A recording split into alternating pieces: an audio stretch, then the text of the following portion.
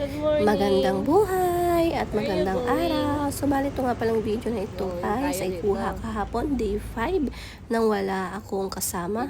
Wala ang daddy ni Ivanka at ni Elise.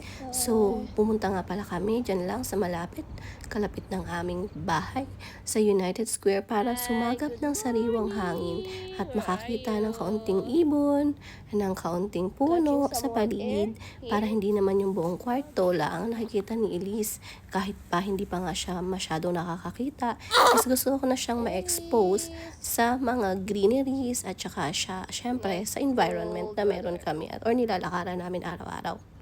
Medyo windy nga pala at saka malamig na kasi winter na ngayon dito sa UAE.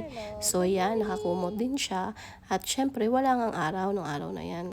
Ang cute nga naman niya, oh. Pagkatapos nga pala namin doon sa labas, is umuwi na rin kami at nakatulog muna siya. At syempre, ang dami kong ligpitin. Dahil yan nga yung hapon na, napaliguan ko na rin si Ivanka.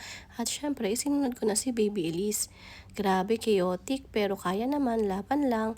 Ayan, at ang sarap na ng tulog niya pagkatapos niyang mag-freshen up. Yan, nakapagligpit din ako ng konti habang tulog si Elise.